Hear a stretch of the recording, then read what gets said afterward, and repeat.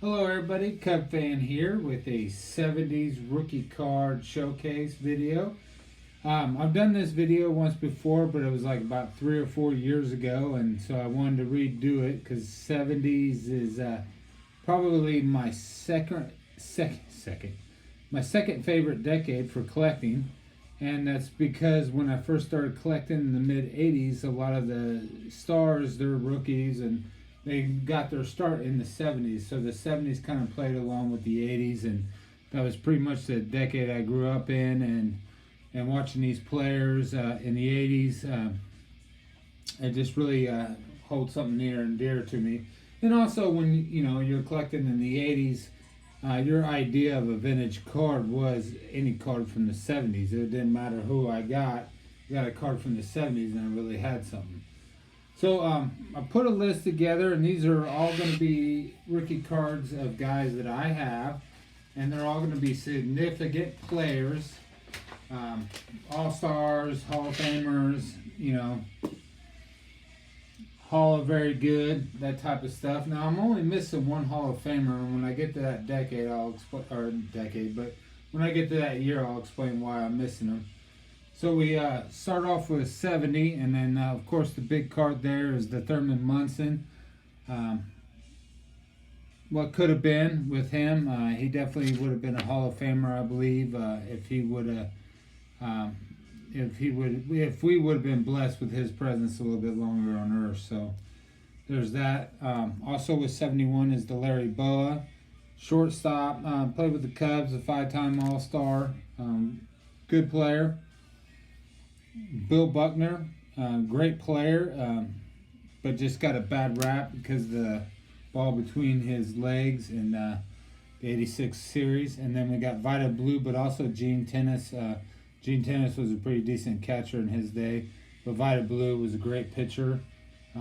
He was pretty good in his heyday. The only cards I believe I'm missing from 70 is I'm missing the Darrell Evans. Was a pretty good player. He's definitely on my list of ones I want to get.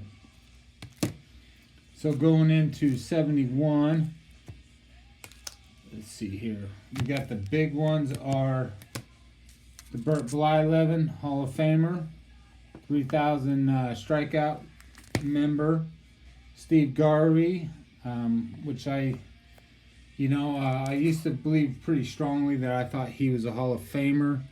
But just now that I don't know. I still believe that he is, but I don't think my belief on it is as strong as it used to be, because you go by the numbers and how it's, I don't know. It's hard to explain.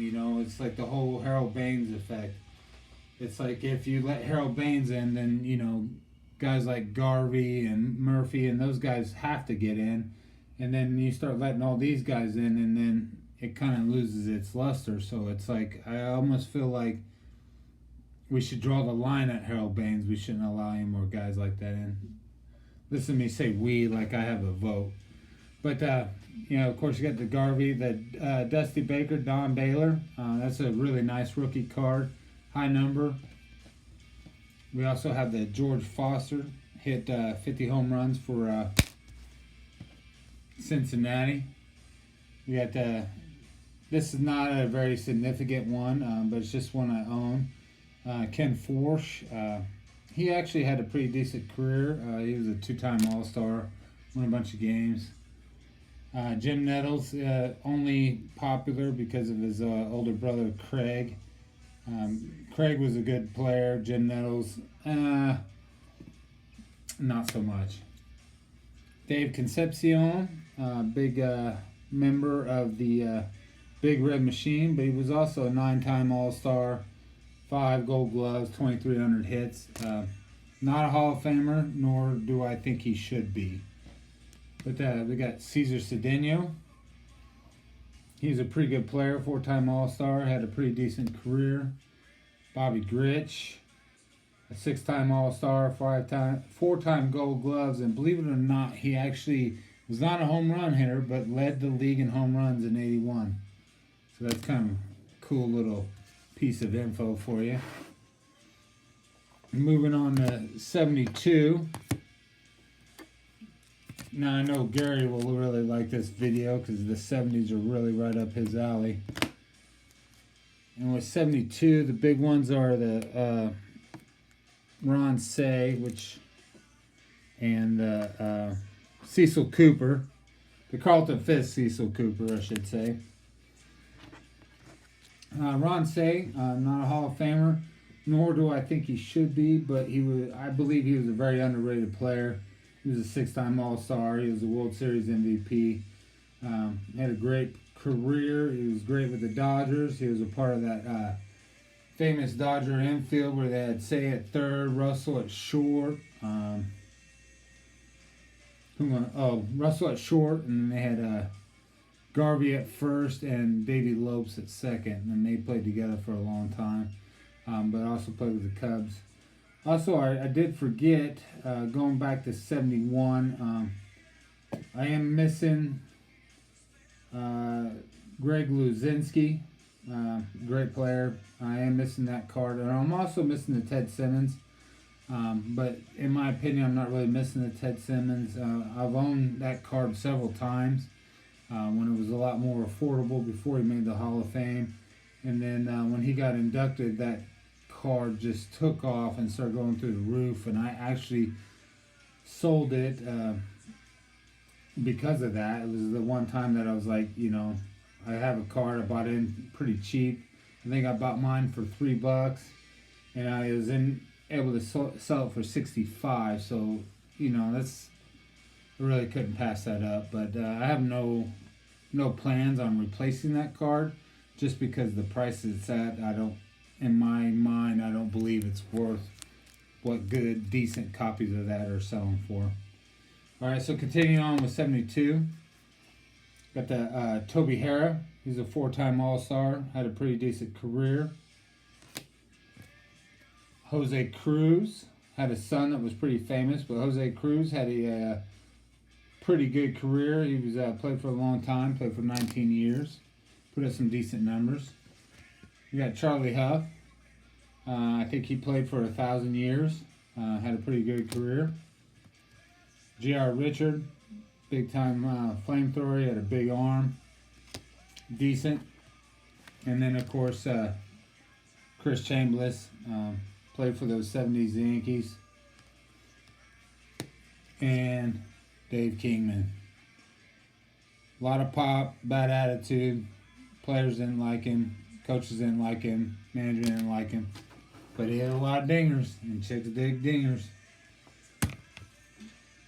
So there's 72. I think what I'm missing out of 70... I don't believe I'm missing anybody out of 72.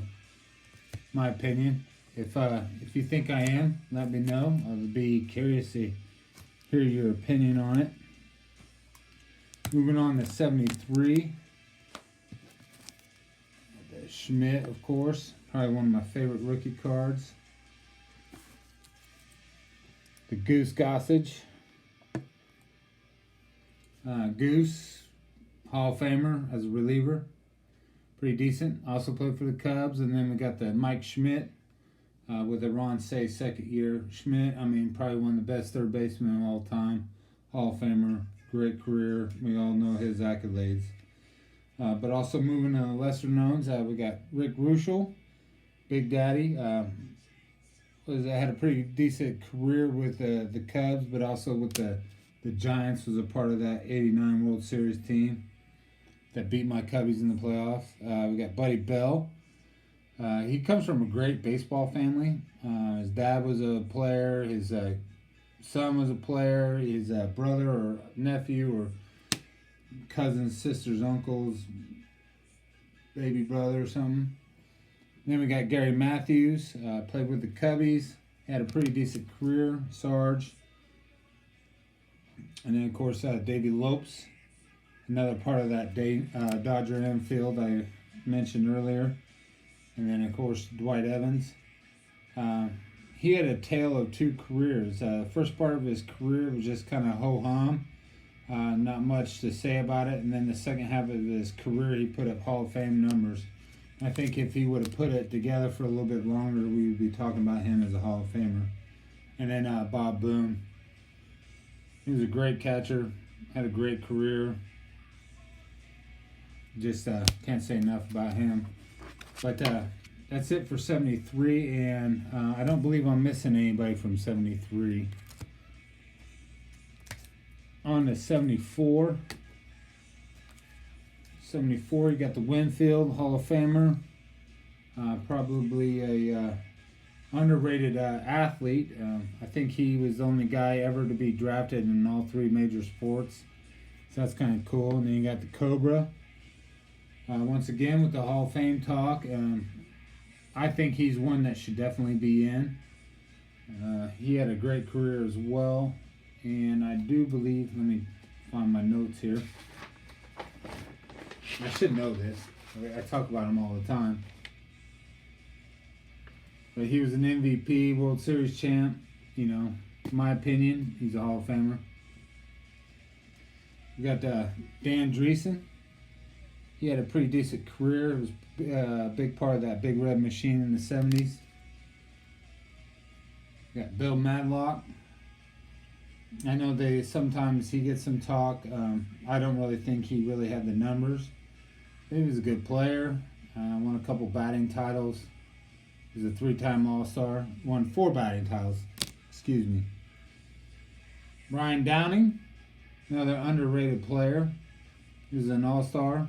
Also, there's the Bake McBride. He was an All-Star as well. Got the Griffey, the older Griff. And once again, you know, part of the Big Red Machine. He was a good player. Of course, he's more famous for his son. And then you got Bucky freaking Dent. I don't think I think if he didn't hit the home run, I don't think he'd be on my list. So there's that. And then for 74, on my list of guys I need are the Frank White, of course. He was a 5-time All-Star, 8-time Gold Glove, and then Frank Tanana, 3-time All-Star, 240 wins. Both those guys are on my list. 75 is actually probably one of my favorite. It is my birth year, but it's also one of my favorite sets. Rookies, Hall of Famers. It's got a really good rookie class. 75. Of course, you got Gary Carter, Hall of Famer. Robin Yount, Hall of Famer. George Brett, Hall of Famer. And then I don't have a 4th stand, but you got Jim Rice as well too, Hall of Famer. We'll actually start off with him. But Brett, 3,000 hit club. Yount, 3,000 hit club. Gary Carter, probably one of the greatest catchers to ever play. I didn't say I said one of, okay? And then you also got Jim Rice, Hall of Famer. He's an 8-time All-Star. He had a great career. I believe he's a Hall of Fame worthy. You got Fred Lynn. Actually won MVP and Rookie of the Year the same year, I believe. I didn't write that down, but there he is. He was a 9-time All-Star. Great career. Got 2 of those. Jim Sundberg. Great catcher. A 3-time All-Star, but he was also a 6-time Gold Glove winner, so 6 consecutive. So great defensive catcher. That's what he was mostly known for. Played for the Cubbies. Keith Hernandez. He's not just famous for being on Seinfeld. He's also was an MVP, 5-time All-Star. He got on base a lot. Decent hitter. So that's it for 75. In my opinion, I'm not missing anybody from 75. On to 76. Now 76 got a little bit of a weaker Hall of Fame class, in my opinion. They do have the Hall of Famer, Dennis Eckersley. You know, 400 saves. I think he also had 100 wins as a starter, so that's kind of a cool accolade, as you can say. But he's an all-time great reliever. You got to give him that. Played for the Cubs. And then you got the Ron Guidry. Guidry had a decent career. He was a Cy Young Award winner, and during his peak time, there was no one better. I mean, he was dominant. You got Willie Randolph, 6-time All-Star, and he was one of the beloved Yankee captains. So that's something that you can't ever take away from somebody. Speaking of the captains, everybody watching that Derek Jeter, the captain. I've been watching it. It's kind of a reminder of how good Derek Jeter was, especially for the haters out there. Now moving on to 77. Another decent year for rookies, only because some of my favorite players have rookie cards in there. You got Dale Murphy, Dawson, the Hawk, and then we got, I don't know why I got so many of them. Here we go. And then we got Hall of Famer Bruce Sutter, best known for his time with the Cubs. Actually, best known for giving up 2 home runs to Sandberg in the Sandberg game. Dawson, over 400 home runs, won an MVP with the Cubbies. He was a good player with the Expos as well too. Good career. Dale Murphy, still 2-time MVP, 398 home runs. I think if he would have hit 400, I think he'd already be in the Hall. But a lot of people don't realize he only played like 12 or 13 good years, and he still put up the numbers he did. So I mean, that's something to think about there. You also got from 77, you got Danny Martinez. He was a pretty good player, decent career. I think he threw a no-hitter. You got Jack Clark, but this is actually a pretty underrated card.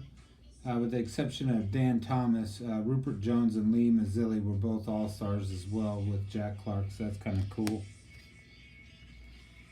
Gary Templeton, probably not going to be on a lot of people's lists, but he's on mine just because I grew up in Central Illinois in the 80s and 90s, and as a Cub fan, I still knew who the Cardinal players were and who the Cardinal people were on the team, so he just made my radar. I kind of grew up watching him.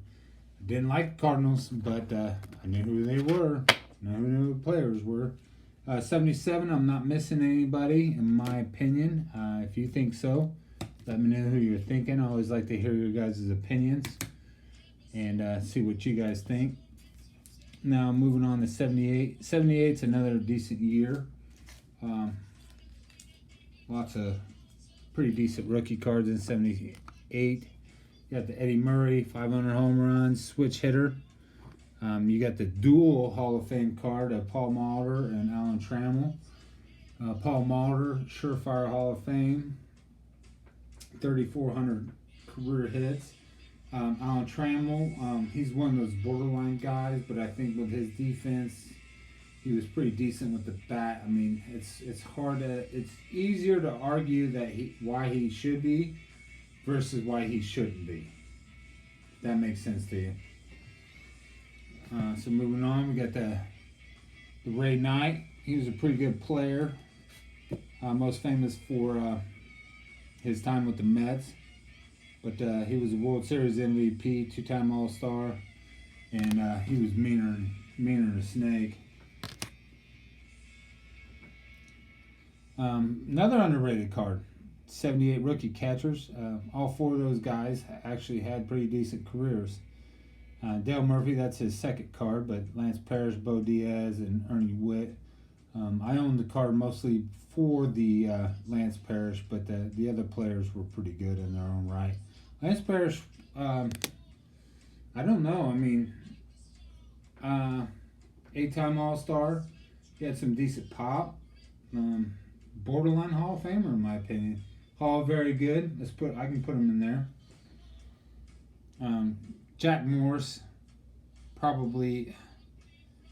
He's a guy that I would make an argument with that not necessarily. I don't know. I didn't think he was a Hall of Famer. When he got voted in, I was just like, just kind of unassuming. But there's also Larry Anderson. Larry Anderson had a decent career. And then Lou Whitaker, another guy on that borderline. He was a pretty good player, no doubt about it. But Hall of Famer, I don't know. Tell me what you think. So that's it for 78. And then last but not least, we'll get into 79. Let me clear it out. Now, some of these guys, who am I missing? No one. I don't think I'm missing anybody from 78. Let me know what you think. I know Gary will have some guys in here that he'll think I'm missing. So 79, we got the Aussie, the Wizard. He was a defensive master. I mean, not really in the Hall of Fame because of his hitting, but he wasn't a liability because of his hitting. Didn't have a lot of pop, but I mean, the guy got on base, guy stole bases. He was a part of that 80's Cardinal team that beat you with speed and small ball. So, I mean, you gotta love him. There's also the Bob Horner. He had a pretty short career, but he did have a 4-homer game. He was just a big donkey. I mean, he just hit the ball out of the yard when he did play. Pedro Guerrero, actually a really good undervalued player, 5-time All-Star. He was a big 80s star. He was a star with the Dodgers and the Cardinals. And then probably they could do without this one because I'm not a big fan of like managers and their playing days, especially ones that weren't very good. And Bruce Bochy, I mean, he wasn't good, but I have his rookie card, so on the list he made, but I could probably leave him off. And then we got the Bob Welch. He was a really good player. He was a Cy Young Award winner. He was a stud. And then Carney Lansford. He was a decent player. Played with the Red Sox, Angels of course, and then he also played with the Oakland A's, part of the 80s and 90s teams. And also probably most famous for getting replaced at third base by Hall of Famer Wade Boggs. So there's that. So there's my list, guys. Hope you enjoyed the video. I know it was a long one, but it's one that I'm passionate about and one I like, so I hope you guys enjoy it. Thanks for watching, and leave me comments below and let me know what you think.